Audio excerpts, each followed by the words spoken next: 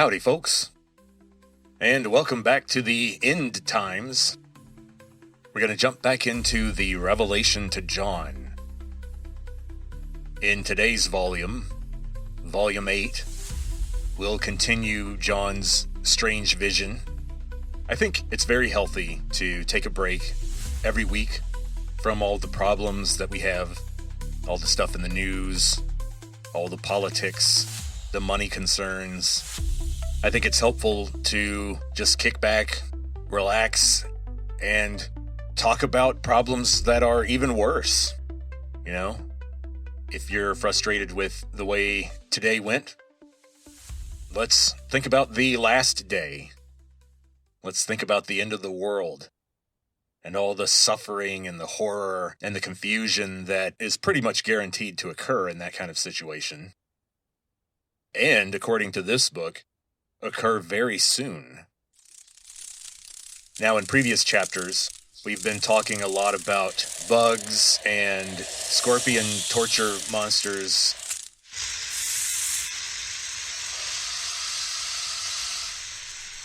and people in lots of pain. But then also other people escaping into the world of Porneia.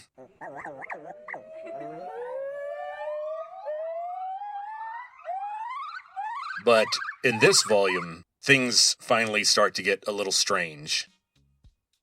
Up until now, John is just an ordinary guy having an ordinary day.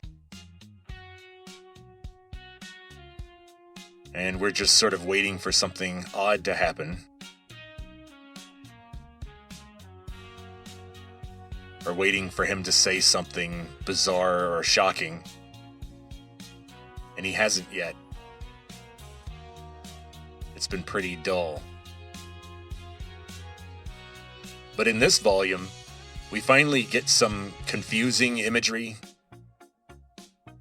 More confusing than horrific in this volume. The next few chapters are mostly just creepy and confusing. And here's the thing.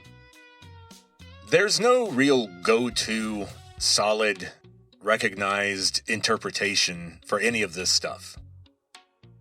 There are questions all around. Whether you're coming from an Orthodox Christian perspective, at this point in the book you might be starting to wonder about John's theology. And if you're coming from a historical perspective, you might become a little dazzled by how readily and how easily John equates Rome with Satan. In the next two chapters that we'll cover in volumes 8, 9, and 10,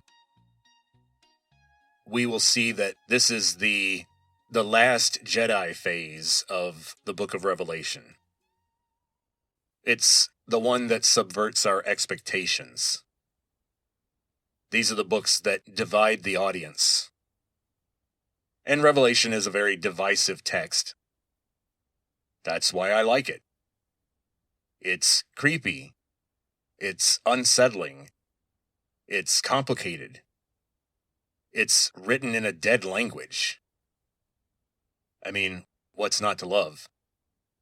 And even better, it's written in a dead language in a confusing stream of consciousness style. And it's clearly written by a man who has deep political and religious biases that he seems to be applying to a genuine, extreme mental experience that he had on this island. The Isle of Patmos. Apologies to John for mentioning the name of the island. He made it clear that he didn't like the place, and he didn't want to be there. And I think at this point, we're all starting to get the clear indication that this material was written by a man who was suffering and was alone. There's a very large and perhaps unhealthy dose of despair and anger in the material. So what's not to love? And I'm excited to find out what's going to happen when the 7th trumpet blows. I know we've all been waiting for weeks now. Surely it's going to be really great and conclusive and clear, and we're all going to understand it. There's zero chance it'll be strange or anticlimactic, right? Not the Book of Revelation. Well, I'm ready. Let's hear that 7th trumpet.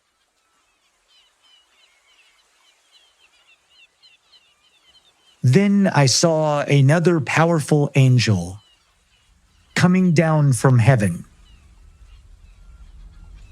He was dressed in a cloud, and there was a rainbow over his head.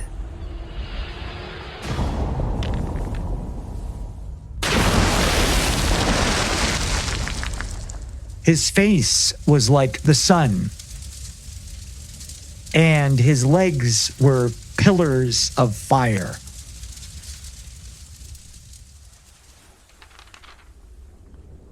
He held a small scroll in his hand, and it was opened. He stood with his right foot in the sea, and his left foot on the land. And he shouted so loudly,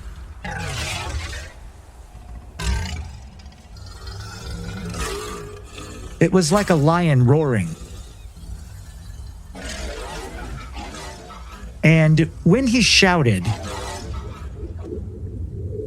the 7 peals of thunder spoke with their own voices. And when they spoke, I was about to begin writing. But a voice from heaven said, "Seal up the things spoken by the thunder, and do not write them down." And the angel that I had seen standing on the sea and on the land raised his right hand to the heavens, and he swore to him who lives forever and ever, to him who created the heavens and the things in it, and the earth and the things in it, and the sea and the things in it. The time of waiting is no more. In the days of the sound of the 7th angel, when he is about to blow his trumpet, the mystery of God will be fulfilled, just as he declared to his servants, the prophets.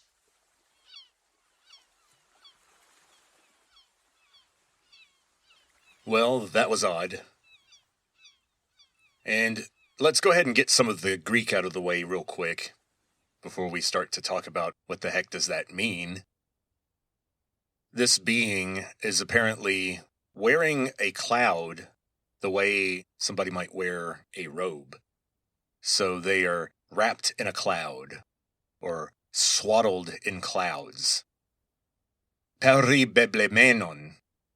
Beblemenon, and that just means wearing it the way you'd wear an item of clothing, and that peri at the beginning underlines the fact that this is a kind of wrapping, that they're enclosed in it. And nepelein is cloud, a cloud. Next, we are told that this angel is holding a biblaridion.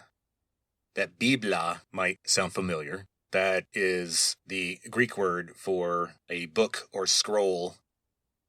This word right here, biblaridion, is a diminutive form, which underlines the fact that it's sort of a little scroll. I think of something more like maybe a receipt from Target or somewhere, rather than a giant scroll that is a foot or two wide that you have to unroll at arm's length in front of your face. This seems to be something you can hold easily, say between 2 fingers. So maybe not a CVS receipt. Maybe more like Michael's, something more reasonable. Michael's or Hobby Lobby. And so we have the angel showing up, strangely dressed. There's this little scroll. We are also almost overhearing what voices of thunder are saying. Chai Hepta Brontai, the seven thunders, the seven peals of thunder. And John was ordered to sfragison, seal it up, ha elalesan, which is the stuff they said.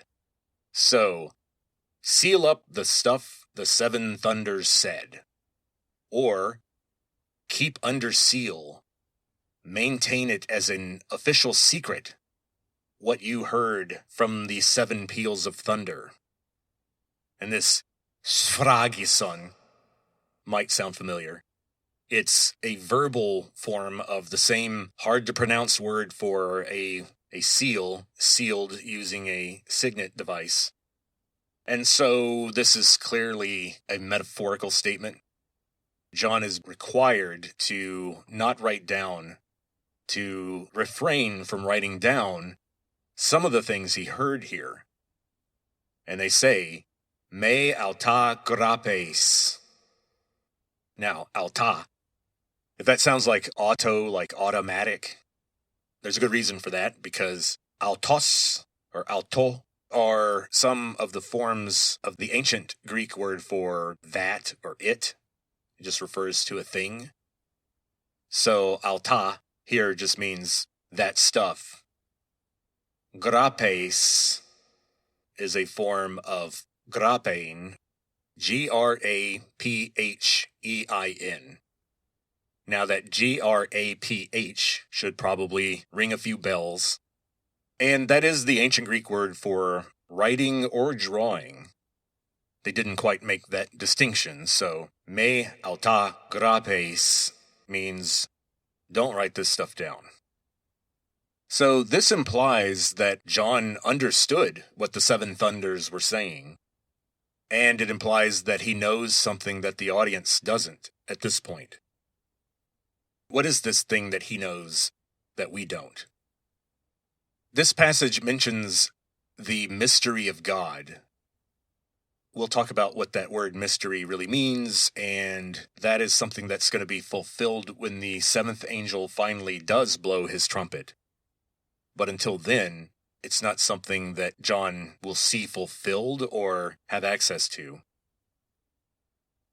Unfortunately, a lot of the intellectual and political tradition of our entire civilization, in several cases, hinges on ancient Greek's cute little way of using its dense grammar to have these very dense set phrases that don't sound like much, but they have a huge amount of meaning. What do I mean by that? Well, in the last passage, we heard about him who created the heavens and the things in it, and the earth and the things in it, and the sea and the things in it. I'm sure that got a little flat or repetitive at a certain point. I think this is a good example of what Monty Python was making fun of in The Quest for the Holy Grail, when the monk named Brother Maynard took out the Book of Armaments and began reading the instructions for how to use the holy hand grenade of Antioch. And there was a lot of formulaic language, and especially repetitive language. First, shalt thou take out the holy pin. Then shalt thou count to 3. No more, no less. 3 shall be the number thou shalt count. And the number of the counting shall be 3. 4 shalt thou not count, neither count thou 2, excepting that thou then proceed to 3. 5 is right out. Once the number 3, being the third number, be reached, then lobbest thou thy holy hand grenade of Antioch towards thy foe, who, being naughty in my sight, shall snuff it. And a lot of this has to do with how Greek uses its dense grammar to be clever and very clear. And it's something that we don't really do in English. And especially your older, learned, authoritative writers in the ancient world, they were very fond of this kind of what we'll call hyperclarity. So what I'm getting at is that it's tempting to add these kinds of things in Greek because it's so easy to say.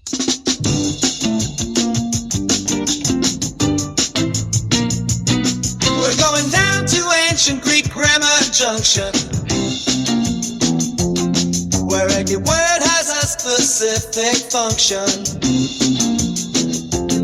It ain't fun, it ain't sexy, it's not even all that interesting.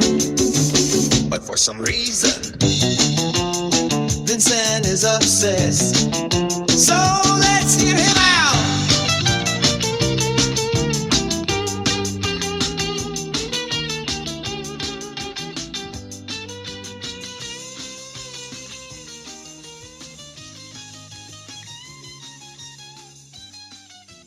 So, and the stuff in it, you can just say kai ta in alte.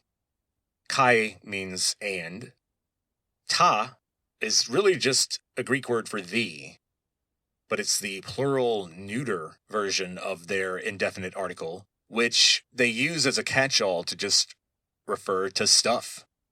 And we know here he's talking about stuff, which might be something physical, like a bag of coins or widgets, but it also indicates that we're not talking about people.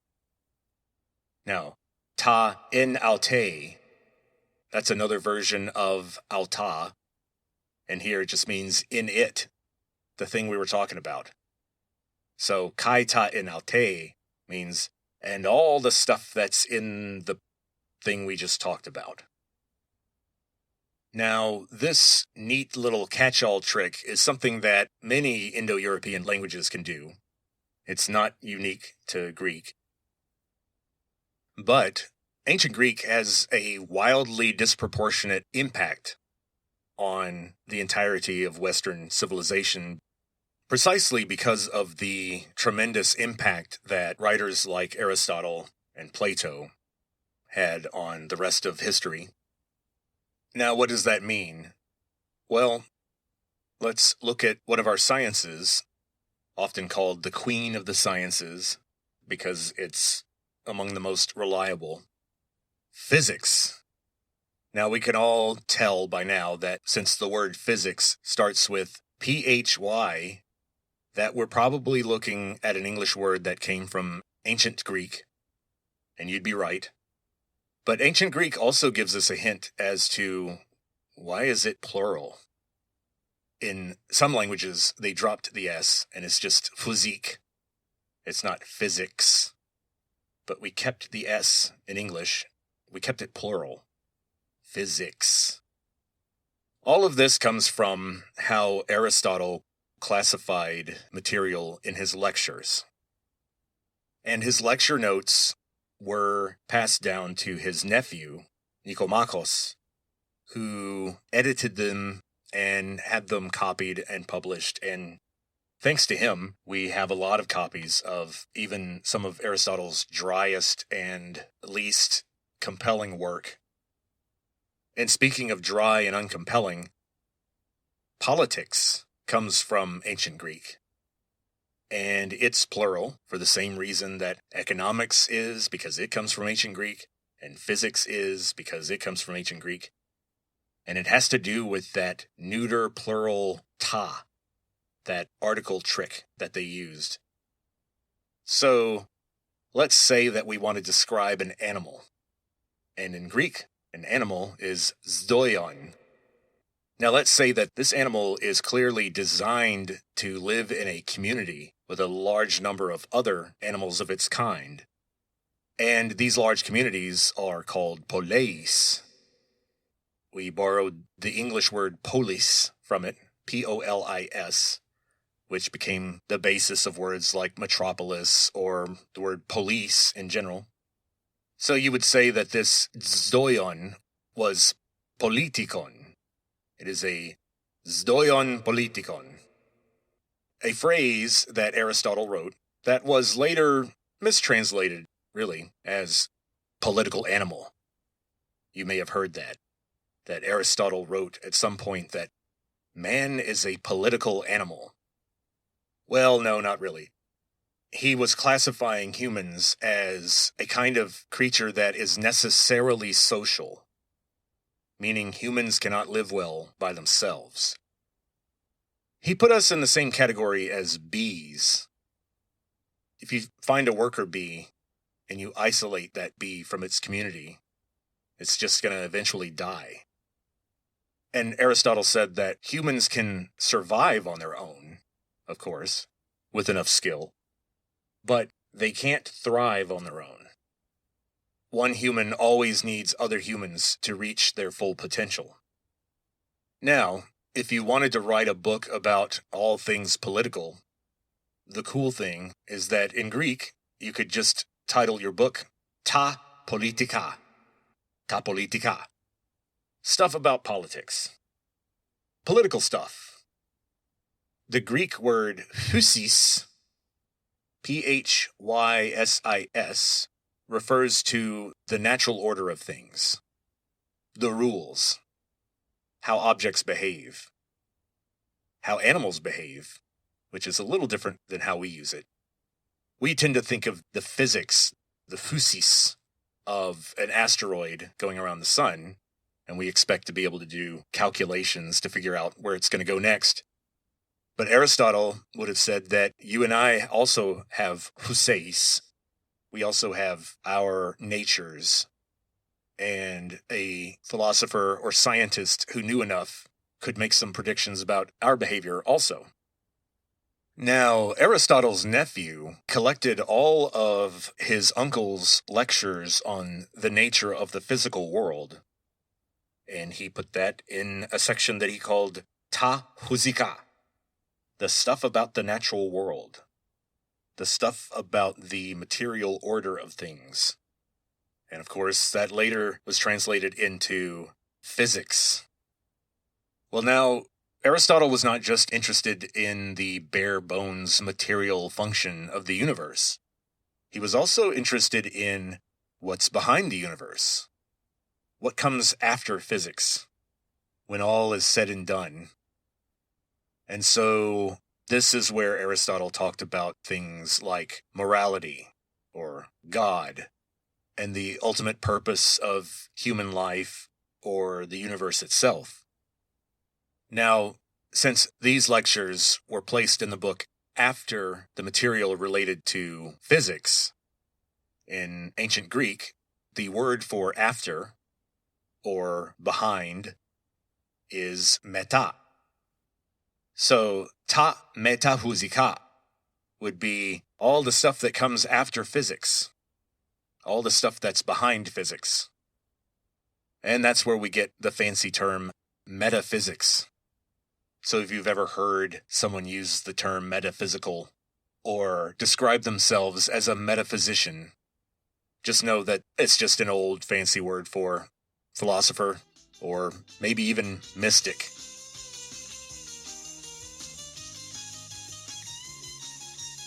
So now we know why a lot of our sciences end in a plural. It's because of the roundabout grammar tricks that Greek writers used. And they get frozen and imported into English. And this is the kind of thing that just makes undergraduates wrinkle their eyebrows and sigh and memorize the next pointless thing to move on. Because we got saddled with a pretty broad variety of thinkers in Western civilization. And they definitely brought their own cultural and linguistic habits to bear. It's part of why the Western tradition is so rich, but also complicated. And speaking of complicated, let's turn our attention back to John the Elder, our author here. Unfortunately, we are going to come right back to Aristotle shortly, so apologies in advance. Now, we do need to turn back to John to talk about this mystery of God that John says will be finished or completed or brought to fruition. He says, Kai eteleste tot mysterion tu teu hos euangelisen. Now, you may have recognized the word theu, which would be of God, tu teu. Then hos is as, euangelisen is a Greek verb that just means as it was evangelized. In other words, as it was distributed as good news. To evangelize is an actual full-on verb in Greek, and it really means to bring good news to get people up to speed on the good announcement that was made. That's what evangelism really means. And so, just as it was told to people, this mystery of God will be eteleste. That is a Greek word that means finished or completed or brought to fruition.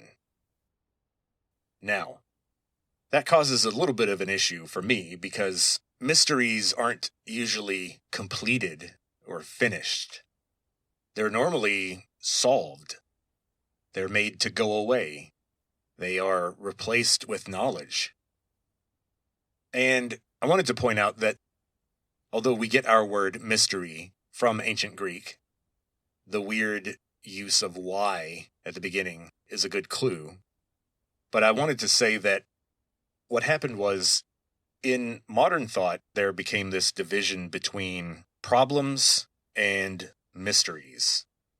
And problems were practical situations that we had to deal with, and we figured out the facts, and we developed some sort of process for dealing with that problem. Mysteries are a little different. They're considered maybe less immediately necessary in terms of what you need to study or work on. And a lot of times, mysteries are these subjects that humans have sort of given up on, that we have left alone for mystics or ancient writers or podcasters to rant about in the middle of the night.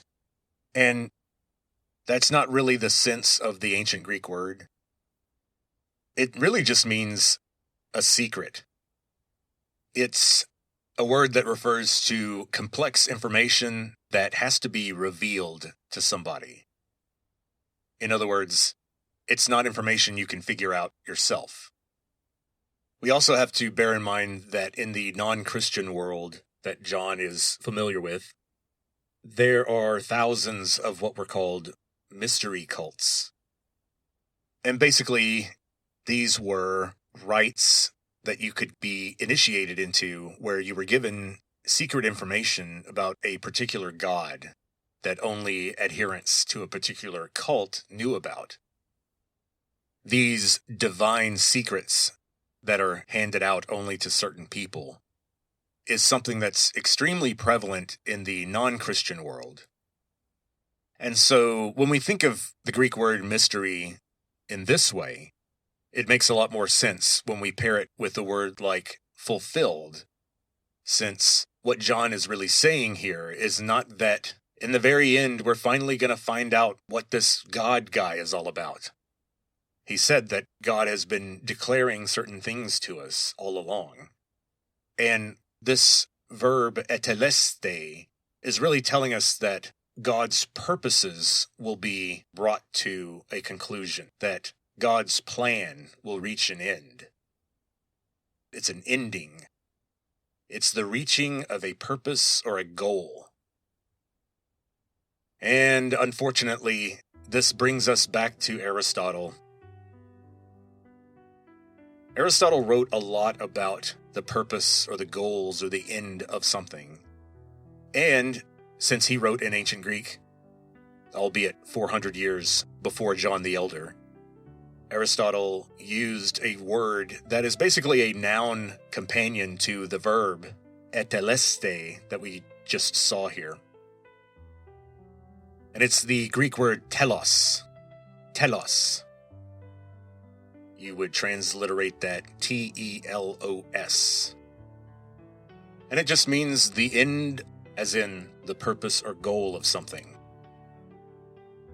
So, what's the purpose of life? That's something humans ask all the time. What is my telos? What is the telos of the earth?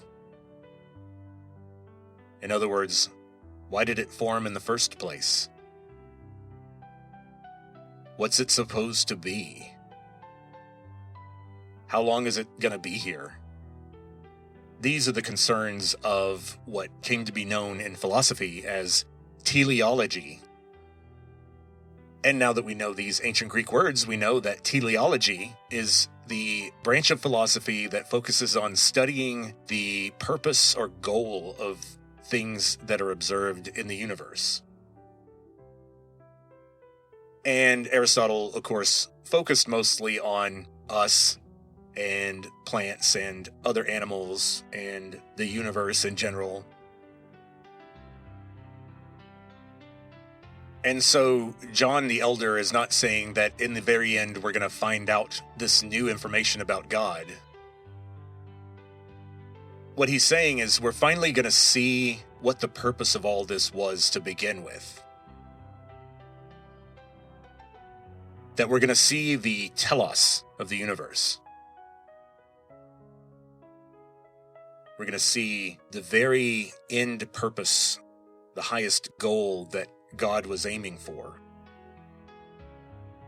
Unfortunately, John is telling us to get to that point, a lot of terrible things have to happen first. But in the very end, all of this has to happen so that whatever God's goals were when it comes to humans and Earth, they would be fulfilled by all these things happening. That they would be brought to a conclusion because of the terrible things that are happening. And once again, I have to bring us back to the word dei, transliterated D-E-I, which is basically a Greek word for must. It's moral necessity that this occurs. Okay, so we're not going to get a seventh trumpet, but what's going to happen next? This next passage closes out chapter 10 of the Revelation to John. And chapter 11 is when we meet the beast, and when we get to hear about the number that's connected to him. So, this closing out of chapter 10 probably is going to be memorable. Something has to happen. And I'm sure whatever happens next is going to be normal and not strange or confusing or upsetting at all. I mean, why would it be? So let's see what happens next to close out chapter 10. And the voice that I heard coming from the heavens was speaking to me again.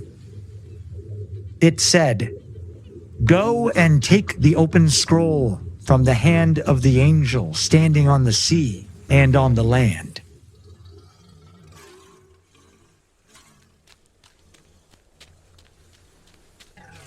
I went to the angel, saying to him,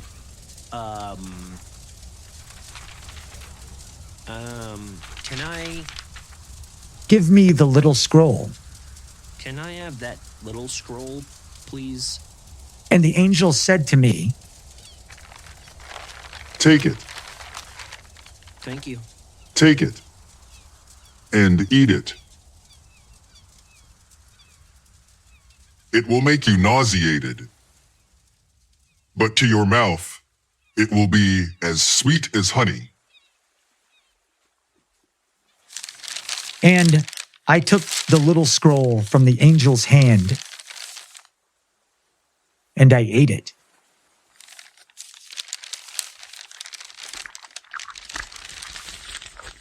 And in my mouth,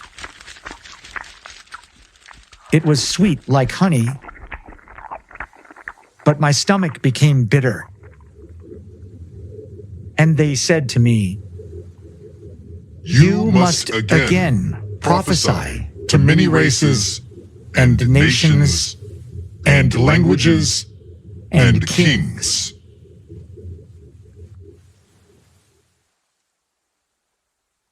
Well, that was unexpected. I wasn't prepared for him to eat the scroll, but John's a real one. He, DGAF, he goes for it. So, respect to him. I don't know how effective I would have been in that situation.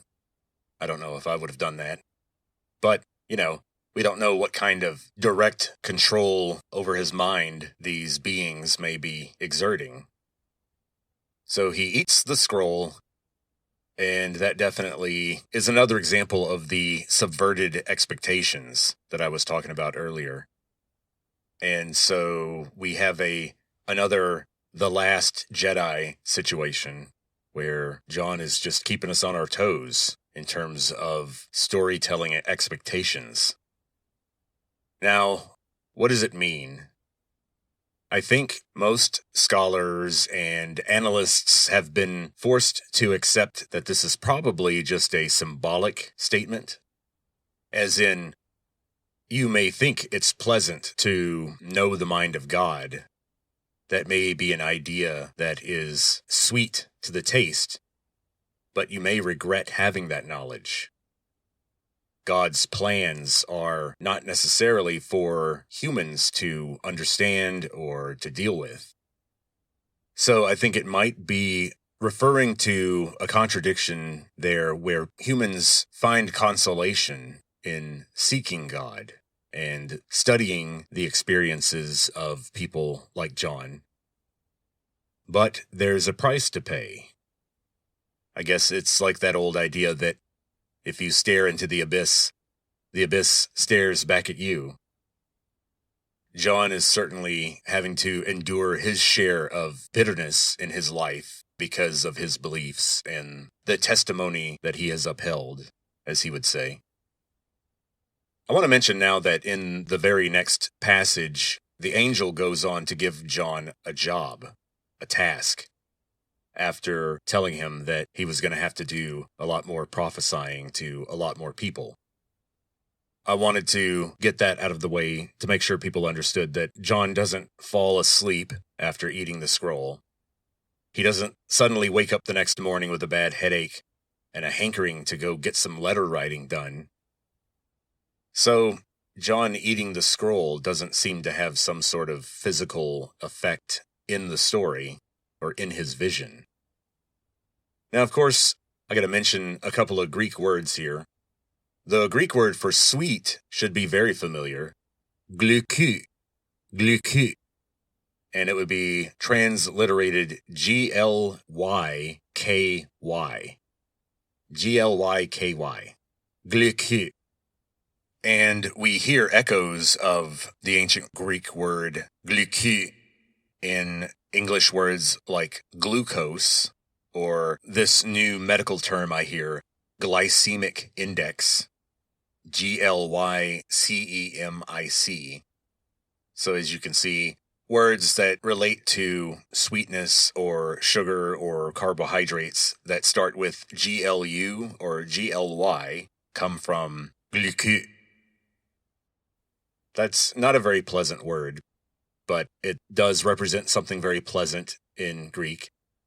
It's not the word for sugar, because they didn't have refined sugar in antiquity. So it really just meant the taste of something that's sweet. And believe me, the standards for what qualified as sweet were pretty low in antiquity. Food in general must have tasted pretty bad. We know that refined sugar was nowhere to be found. Definitely no high fructose corn syrup. And even the fruit back then, we would have found to be very sour and not very sweet. Because apples, oranges, cherries, all that stuff has for the last 100 or so years been bred to be sweeter and sweeter and sweeter every year.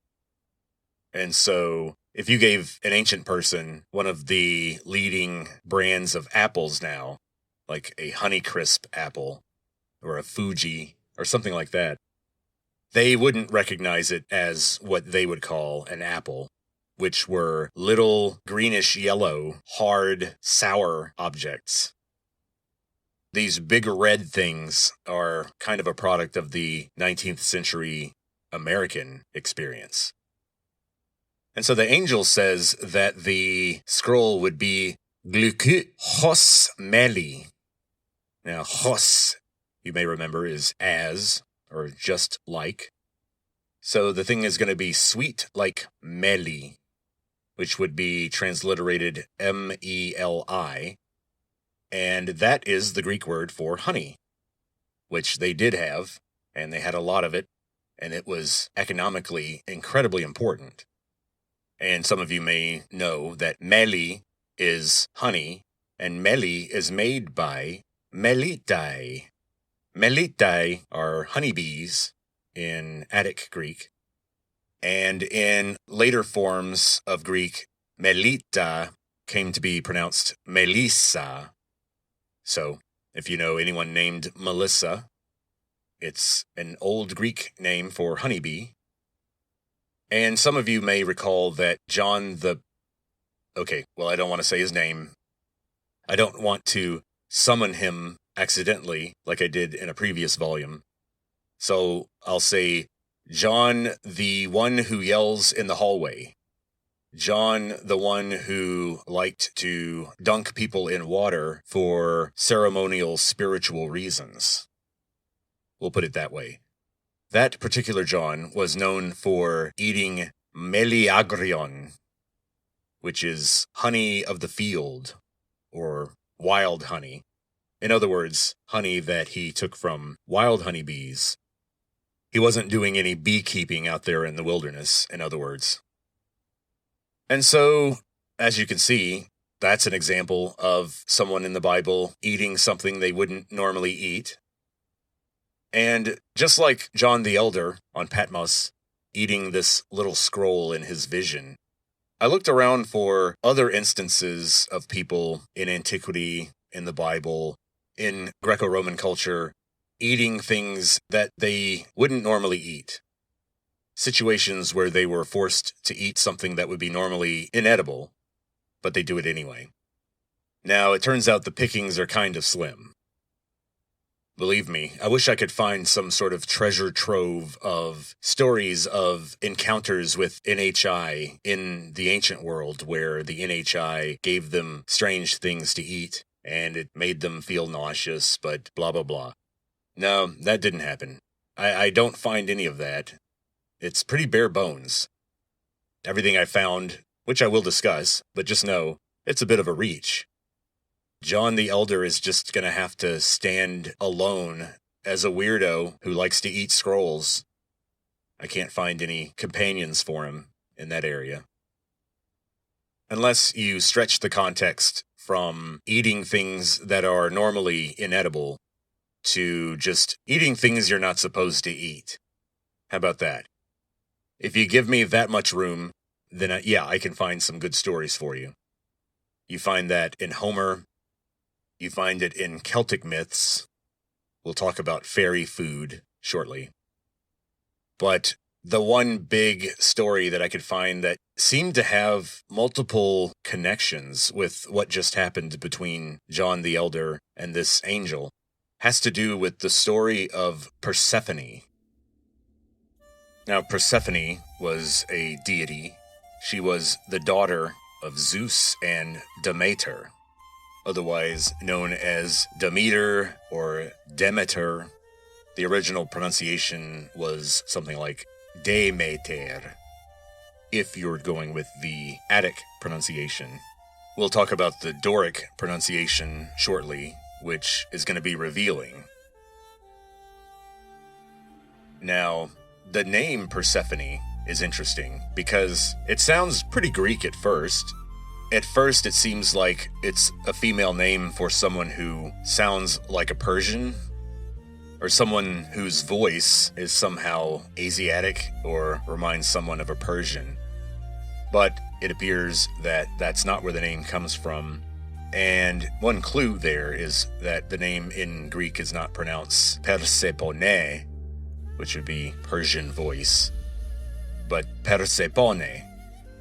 And in many communities, we find the name being written Persepata, and in other variations.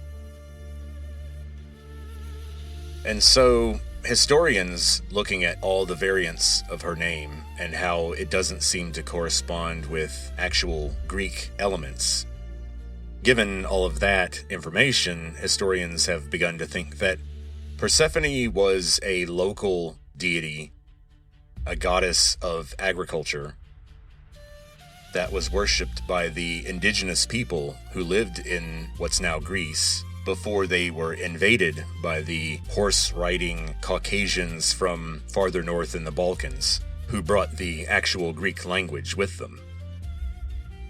And so what we're seeing here is a little bit of a collision between two cultures.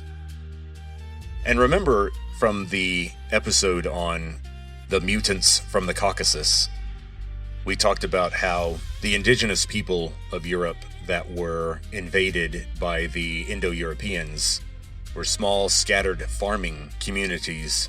So that's why the gods that the Caucasians brought with them were gods of thunder and the sky and things like that, where the local deities that represented the local springs or snakes or barley, those were not brought by the Caucasians. So Persephone was the daughter of the chief deity and Demeter, which in Attic Greek would be pronounced Gemeter, kind of like Gemeter. Now, that GE might ring a bell. Ge, or Gaia, is earth in Greek. So, in Doric Greek, Demeter was Damater. So, long story short, Demeter means Earth Mother, Mother Earth. She was the goddess of the earth that the agricultural people worshipped before the blue-eyed Caucasians showed up and changed their political system and forced them to also worship their gods of thunder and lightning and the sky and all that stuff. The gods they brought with them. In fact, it's interesting because you can almost see the symbolism here. The chief deity brought by the horse-bound invaders, Zeus, is, of course, immediately paired up with the Earth Mother, the deity that represented the land under the feet of the people who were just conquered. And so here's Persephone, Persepata, this little girl who is the product of the union between these two. Persephone's iconography involves ears of grain, or sheaves of barley or wheat. And there's some indication that her name in the indigenous language refers to that particular part of the plant. So she's very much a symbol, an agricultural goddess. And of course, lust rears its ugly head because Zeus's brother Hades takes a liking to Persephone and actually has her abducted and brought down to the underworld to be with him. And yes, I got a little excited when I saw the word abducted. Here's a being that I found in my search for stories of people eating things they weren't supposed to eat. And I ended up with this old story. But it has the word abduction in it. Now, there's no indication that Persephone was taken from her home in the middle of the night by 4.5-foot tall beings with no hair and large black eyes. I couldn't find that story. Wish I could, but no, it just appears that agents of Hades bring Persephone down to the underworld. And, of course, as the story unfolds, Hades is aware that he can't keep Persephone prisoner in the underworld forever. But he works out a little trick. For very, very old reasons, for reasons related to social taboos that date back to the Ice Age, Hades has the idea that if he can get Persephone to eat a pomegranate, she'll be stuck in the underworld forever. So Hades apparently falls in love with her. He wants to keep her in the underworld. And so by Persephone eating part of the pomegranate, she is bound to the underworld for part of the year. Now, clearly this seems to be an old myth that explains the seasons. In other words, why does winter have to happen? Well, this story explained to the early Greeks that winter has to happen because death has a strange love or fascination or interest in the fruit that the earth produces. Hades wants part of that beauty for himself. All of the beautiful flowering of the earth, Hades misses out on. He wants some of that down there with him. And so unfortunately, because death is one of the most powerful beings in the universe, we have to share the earth and its bounty with death. Death always gets his cut. You can't lock him out of the deal. And we know that the ancient Greeks took this story seriously, and they saw this symbolic connection between life and death in the story, because Persephone's story plays a role in what was called the Eleusinian Mysteries. There was a city called Eleusis, Eleusis, and there was a mystery cult that developed there and spread from that area. And just like I had mentioned earlier, these mystery cults were religious rites that people could choose to undertake, and they were given various types of cultural or political value. In other words, if you've undergone or undertaken the Eleusinian Mysteries, that means you participated in certain secret rituals and were given certain secret information that you were supposed to take to the grave, only discuss with other initiates, and it gave you an advantage in life and in the afterlife. The Eleusinian Mysteries were about the afterlife in particular. They were about negotiations with Hades. And they were extremely popular and widespread. I always found it fascinating that people like Socrates was well known for having undergone the Eleusinian mystery rites. Whatever secrets about the underworld were revealed in those rites, Socrates was there as a young man and participated in that. And I think that's fascinating because, of course, Socrates goes on later in life to be convicted and executed for his impiety. In other words, denying the existence of certain gods. Socrates had this crazy idea that what if there were far fewer gods than we thought? What if the divine forces in the universe were a lot more rigid and aligned and not nearly as chaotic or conflicting as people tended to think?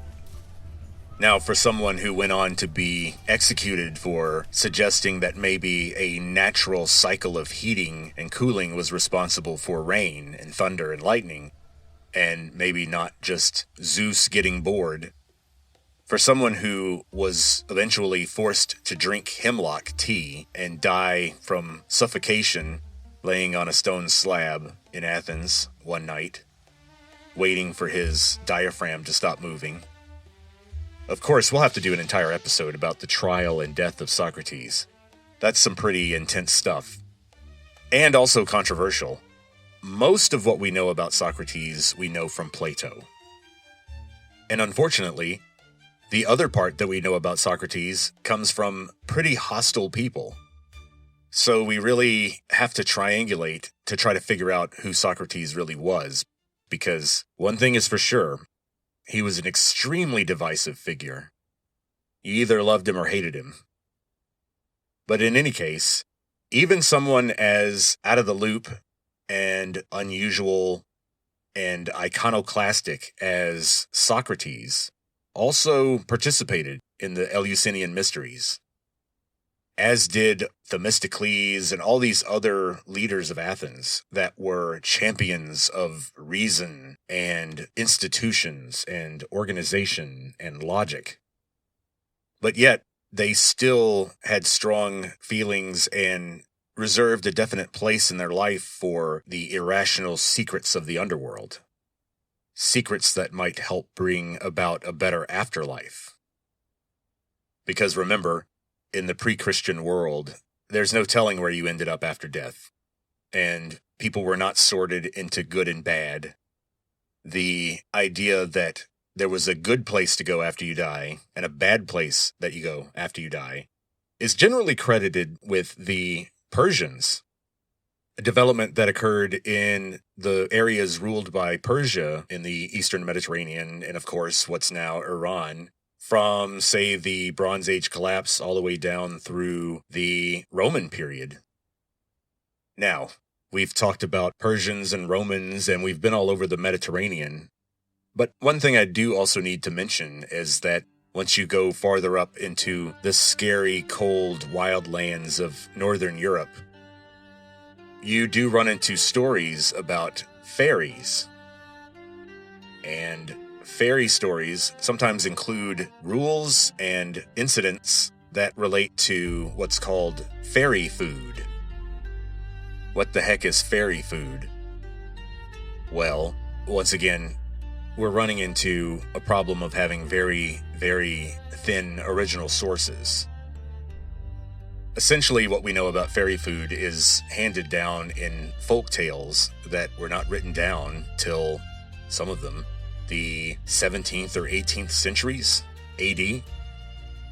The way it works is that if you find yourself in fairyland, if you find yourself in Magonia, so if you ever find yourself in a world populated by little magical people who trick you or try to give you information about the future or steal your children, which happens a lot in those Celtic stories,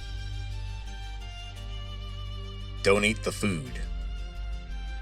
If you eat the food, you might be trapped there forever. It's a hospitality rule. Eat it! Eat it! Eat the food! Eat all the food! Don't eat anything that you're offered when you're in fairyland, or you may never come home. Now, part of my brain can't help but try to connect all of this back to what we just heard from John, eating the scroll. But I gotta say, when you think about it logically, I think we're jumping too many traditions. The scroll is not food. Fairy food is usually actual food. Usually something enticing. It's not a piece of parchment or vellum. And so I came all this way to say, I think John's alone here. I think this is something that just happened in John's vision.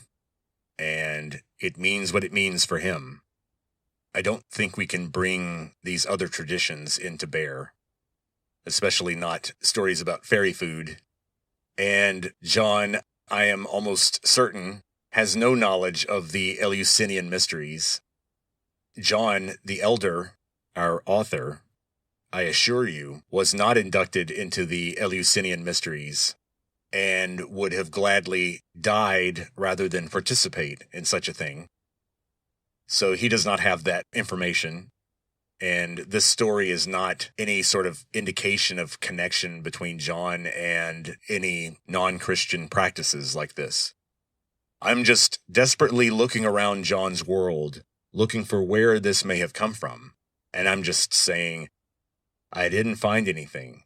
In fact, the closest thing I can find is also in the Bible.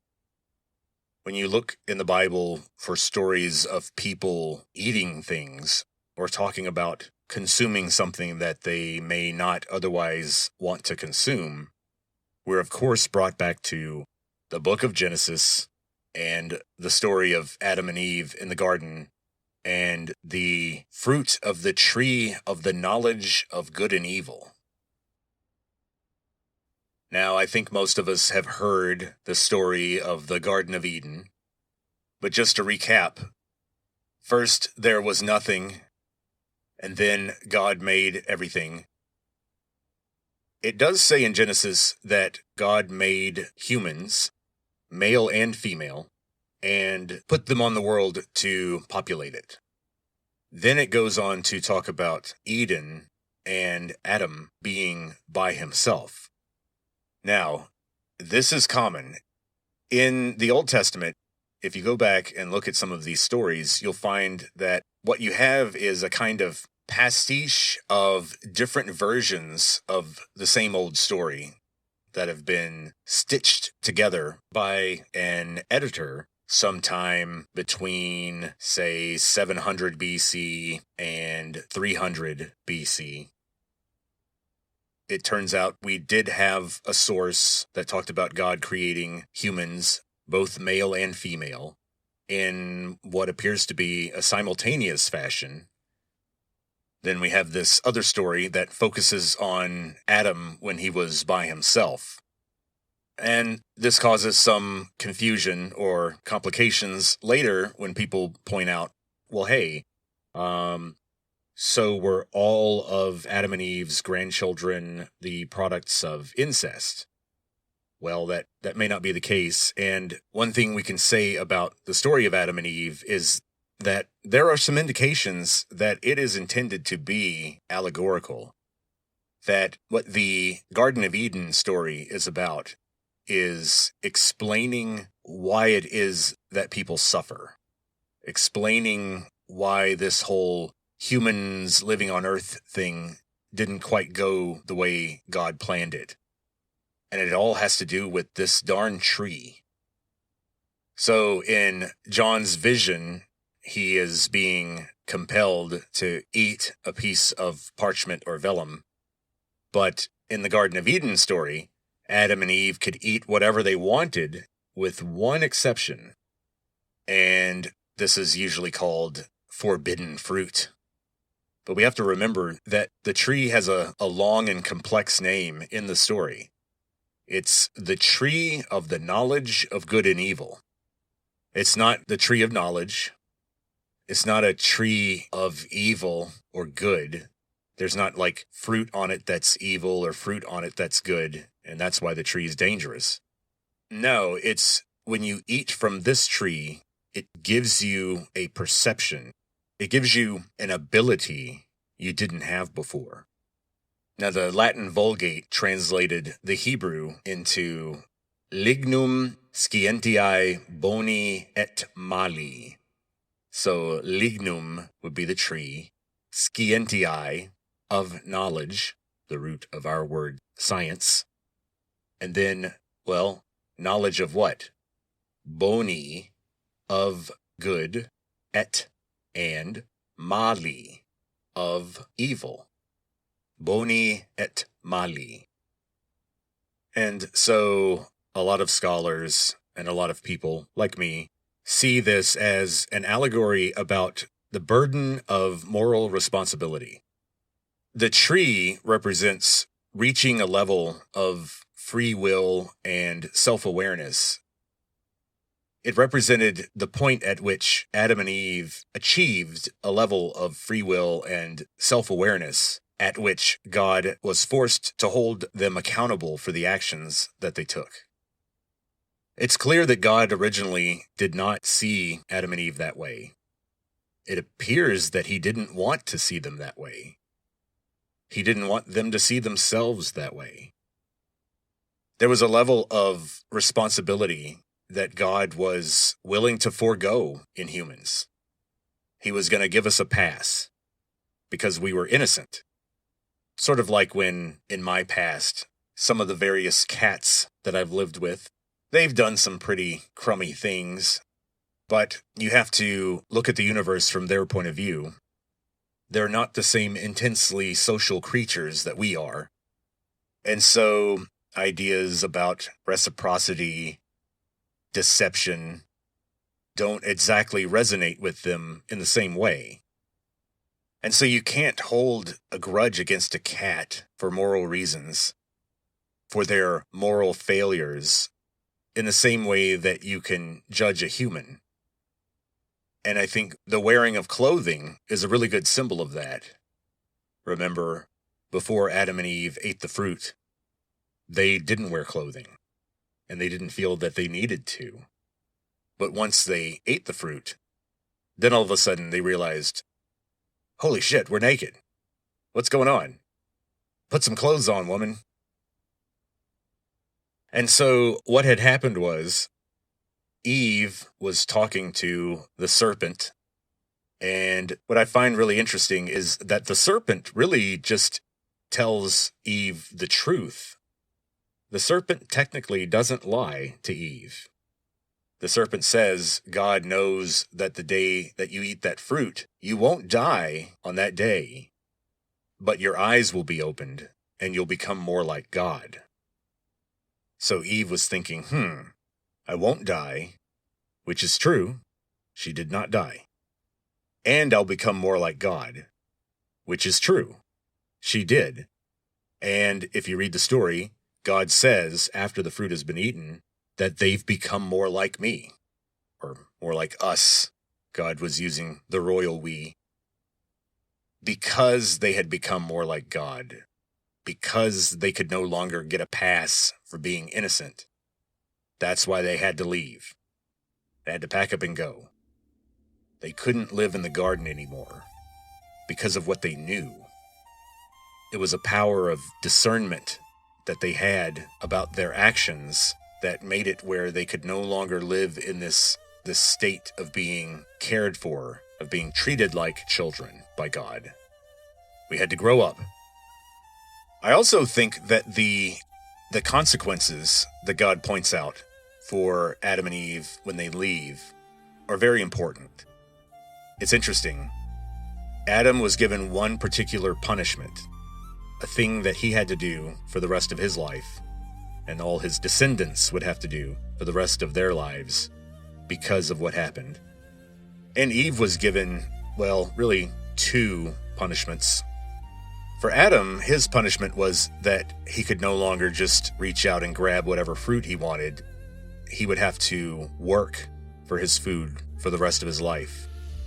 Everything he ate would have to be wrested from the earth through the sweat of his brow. That nothing would come easy for him anymore.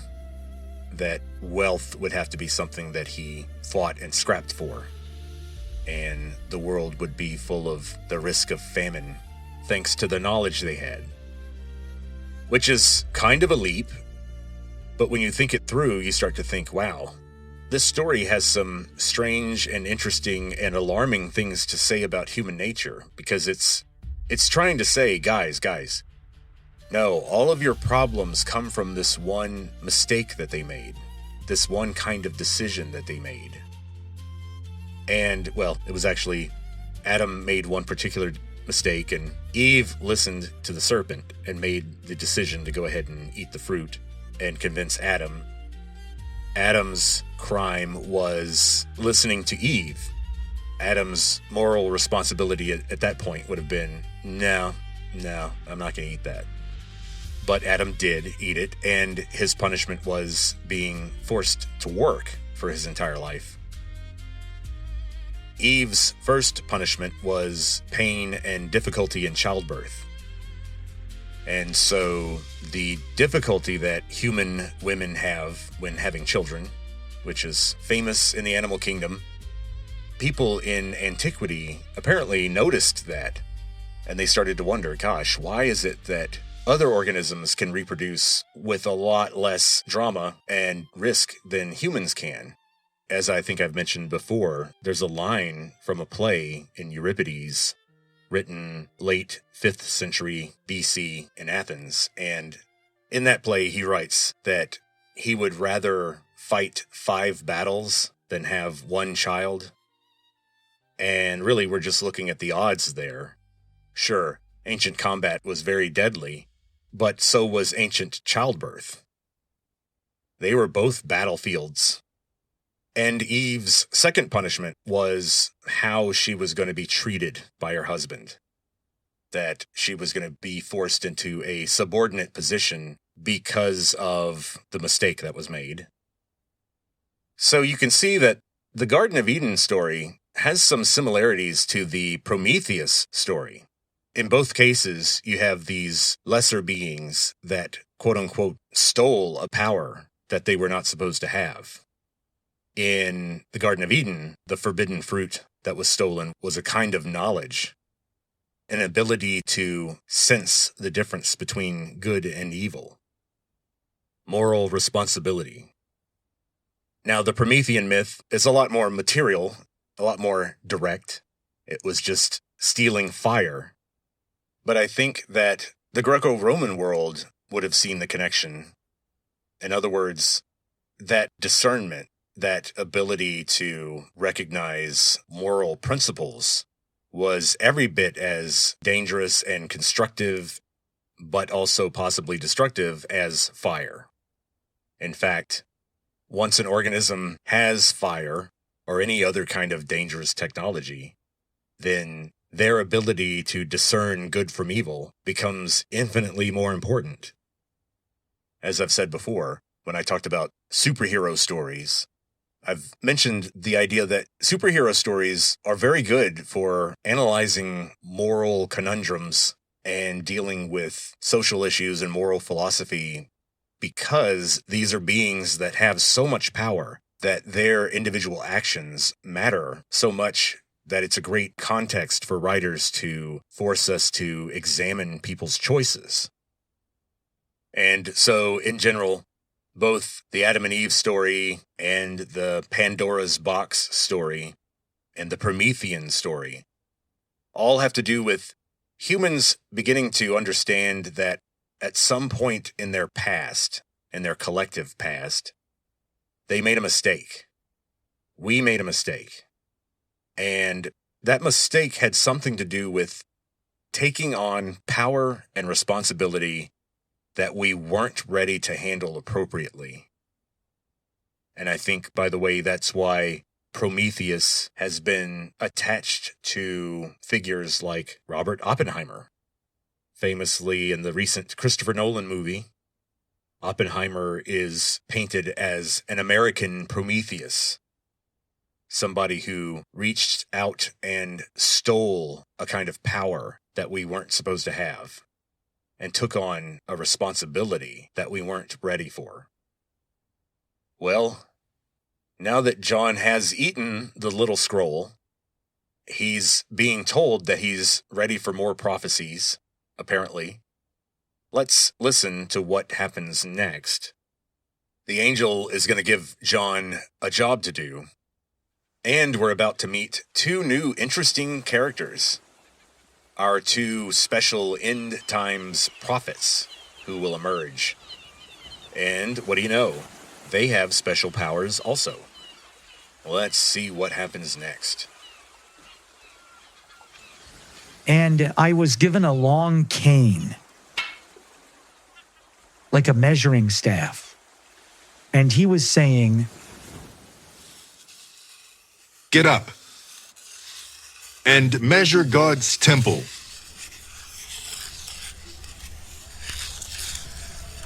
And the altar, and the people who worship there. But exclude the outer court of the temple. Do not measure it, because it has been given over to the nations of the earth. They will trample on the holy city for 42 months.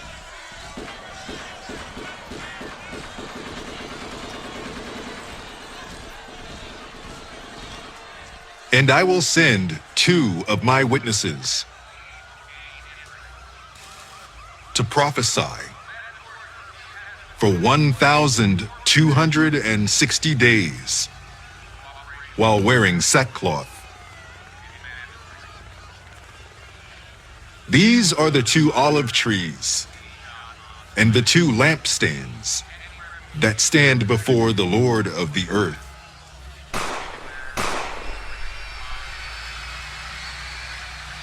And if anyone wishes to harm them, fire comes out of their mouth.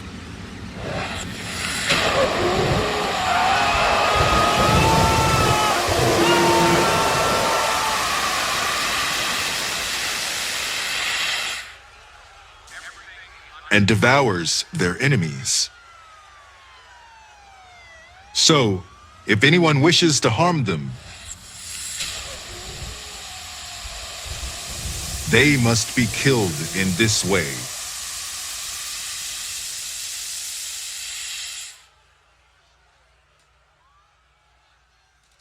Wow. Okay.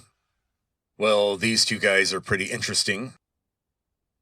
And we're going to start with these guys at the start of the next volume.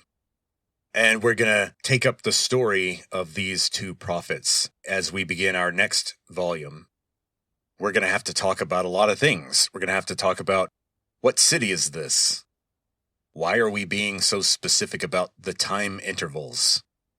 Why is the city being handed over to the nations of the world? We'll also have to talk about how the word ethnos came to mean people outside of the Abrahamic tradition. We're talking about a Greek term that is used in a similar way to how we use the word Gentile, although that word comes from the Latin side of things through French, of course.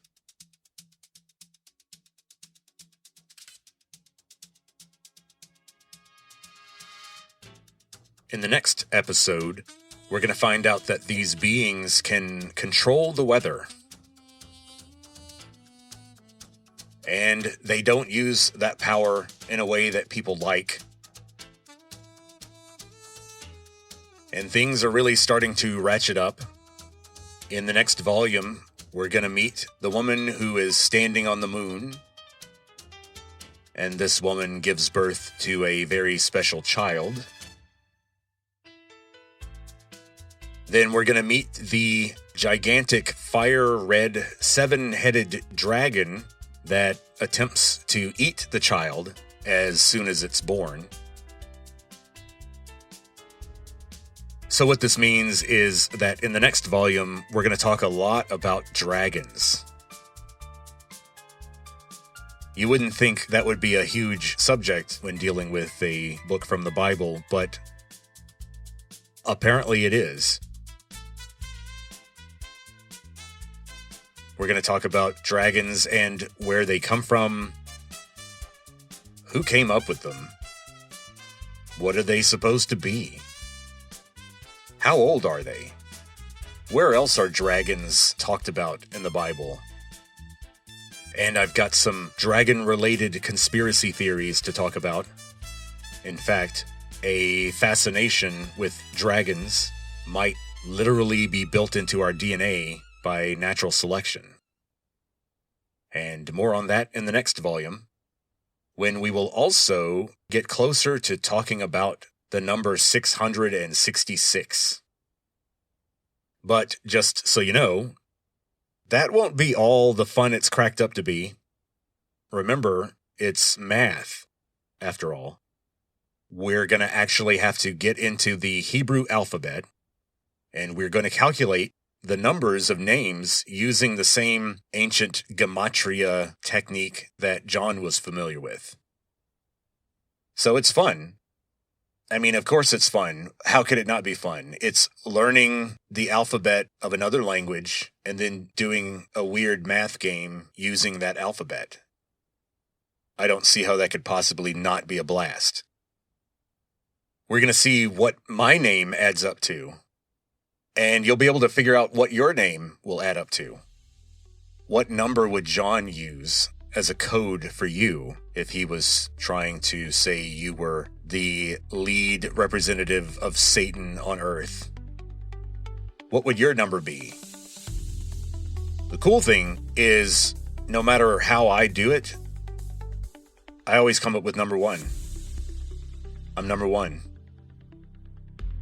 And, there's nothing I can do about that. That's just math. We'll see if your name adds up to the number one also. I suspect that any avid listener to this podcast is going to be a number one. And we'll prove that next time. So until next time, talk to you later.